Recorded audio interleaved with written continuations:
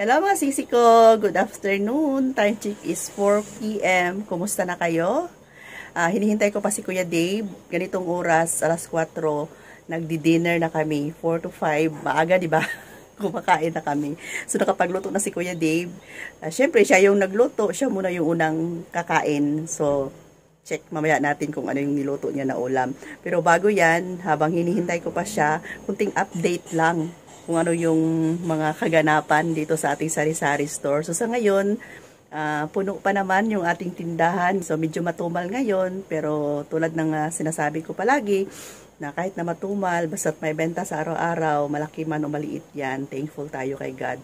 Nakakalungkot lang mga sisi ko, nabasa nyo na ba sa Facebook, yung mga bali-balita, yung the big one, na magnitude 8, napakalakas.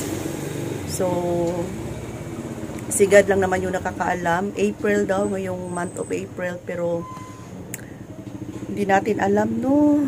Hindi talaga natin alam kung kailan. Hindi natin masasabi na ngayong April na talaga, pero kailangan handa na lang tayo palagi. Okay? Nakakalungkot po. Kawawa yung mga kabataan. Tapos kung pwede pa lang, hindi na tayo aalis, no? Yung iba kasi mga kabataan, nasa school, nasa mall, tayo nasa grocery, pero pray lang tayo mga sisi ko. Ayan, kung nabasa nyo na yan, kumakalat na yan ngayon. Pero, basta pray lang, huwag na natin isipin yan para hindi tayo ma-stress. Tiwala lang tayo sa Panginoon. Okay, so, may item na naman from grocery. Tuloy-tuloy lang yung buhay. And nakabili pala si Kuya Dave kanina ng itlog. So, 15 trays na naman ng itlog. Pakita ko sa inyo. Ayan o. O, diba? Napakadaming itlog. Yan, kunin natin to. Napakadaming itlog yan. 15 trays, mainit-init pa. So, same pa rin. Nagtaas ang itlog. 8.80 ang puhunan. So, 11 yung benta ko. Pero, XL siya mga sisi. Ayan o, ang laki. Yung iba nga, sumusobra pa nga sa lagayan. So, hindi na nalugi yung, yung mga suki ko na 11 yung benta ko kasi nga napakalaki. Yung iba nga daw 10 pesos pero small. Napakaliit ng size. Pero ayan, kaya siguro ang itlog namin, kahit na ganito karami siya, mabilis siyang maubos kasi ang lalaki ng egg namin. Ayan, may basag na isa. Kunin ko na lang, baka makalimutan ko pa. Babaho to mga sisi. Mas mabuting nakita ko siya ngayon. May bumili kasi, nahawakan ko. So, pwede pa siyang lutuin. Hindi naman siya open. Nag-crack lang. Siguro pagdala ni Kuya Dave. And, ito yung item natin from grocery. Ayan. So, 5,000 worth of item lang po. Ayan si Kuya Dave. Oh, tapos na kumain. Ano ulam mo? Ano ulam mo? Adobong laman loob pala. O, diba? O, napakamaliwanag pa. O, diba? Dinner na. Pero walang merienda yan mamaya mga sis pag mag-close na. Yes. Tapos, kunting silip lang ng mga item na galing sa grocery. Ayan, bumili ako ng Cadbury shots. 8 to sa grocery. So, benta ko siya ng 10 pesos. So, may 2 piso tayo. Parang 5 yata yung kinuha ko. O, diba? Dami niyan mga sis. Tapos, jampong and mga kape. Siyempre, ang kape, napakamabenta talaga. So, siguro nag-order ako sa grocery twice a week. Minsan, MWF 3 times a week akong nagpapahatid. Kung anong kulang, order ka agad. Basta, lang siya, lagpas lang siya sa 500. Hindi tayo mahiyang magpa-deliver. Kasi nga, minimum nila 500, diba? So, kung mga ilang kape lang, 3 tayo ng kape, 500. Gora. I-add to cart mo yan. Yan o, diba? I-add to cart mo. Huwag kang mahiyang mag-order. Kasi nga, 500 ihahatid nila. Yan, cream top. Yan, may bagong cream top si grocery. Oh. Yan. Tapos, 6 yan. Tapos, Oreo. Yan. Kunting pasilip lang. Tapos, mga biscuits. And, dilat. Lagyan natin ng ilaw. Yan, para maliwanag ang buhay. Gatorade, nag-add ako. Kasi kunti na lang yung Gatorade natin. 2 pala yung Oreo. Yan. Tapos, 10 cowbell. Yan. Stock na tayo. And, ito lang naman yung 5,000. Grabe, ang liit. Tapos, sabon. Tapos, malalaking Zone Rocks. Tapos, ito yung mabenta. Pink at saka red. Kung may sale or may +1 ang tindahan club, doon ako bumibili.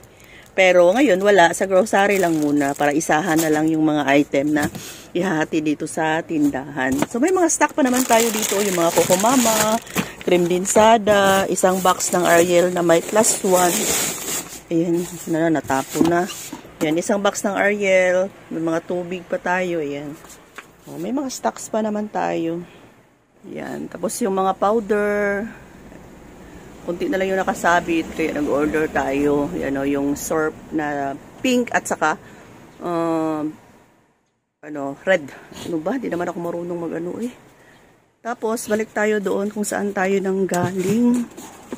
Ayan, so yung bigas na pakita ko na sa inyo. Yan, mantika. May dalawa tayong container ng mantika. May uling din tayo. Ang tuyo. Yan, ito lang yung binibenta kong tuyo. Hindi na ako nagbenta ng tuyo na yung anong tawag yung kasi namumulat, nagbabaho. So ito na. Ito na yung benta 20. Ang dilis 10. Tapos chichirya, yan, dami pa.